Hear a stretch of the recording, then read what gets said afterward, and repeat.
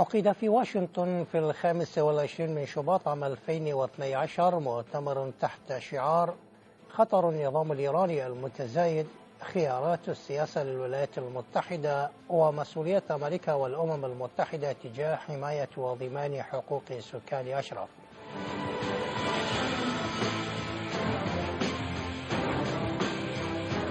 وتكلم في المؤتمر كل من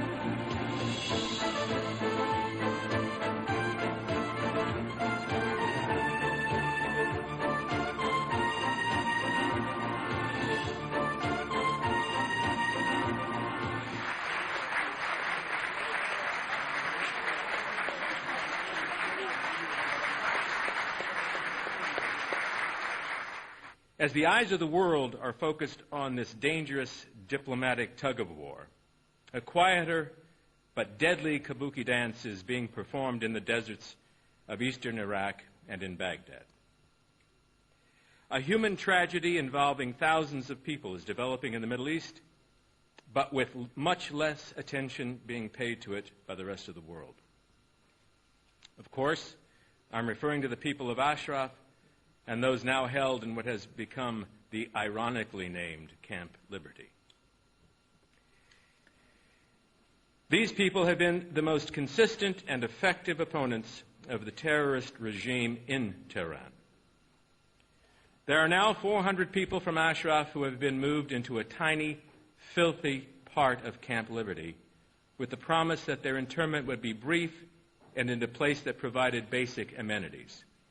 In fact, conditions there are disgusting, as you will see, and the people there not only must exist in the most vile of surroundings, but they must do so under the constant surveillance of armed Iraqi guards.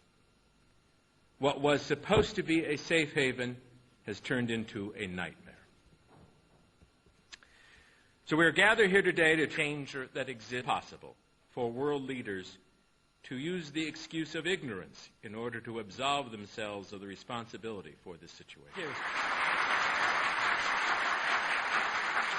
I look at our brilliant panel and I wonder what Rudy Giuliani would have done if somebody had tried to file a stock offering which showed Camp Liberty in the way it was originally shown, when the reality is what we've seen. They'd be in jail so fast for stock fraud, for violating the expectations of people. This is a scandal. This is a fraud not involving money, but a fraud involving threats to human life.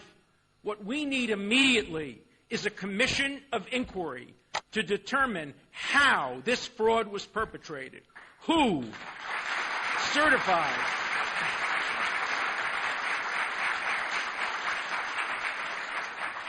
who approved that hellhole, that garbage dump?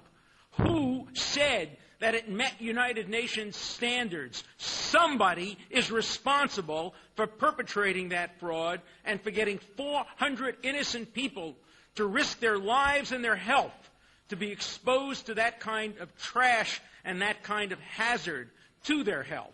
We have to get to the bottom of this. We have two emergencies now. We have the emergency, the existing emergency of the facility itself. But we also have the continuing humanitarian emergency. We have seen what the Iraqis are prepared to do. And now that Iraq has become basically a wholly owned subsidiary of Iran, now that Malachi is taking orders from the mullahs, we know what the mullahs would do with these residents if they could get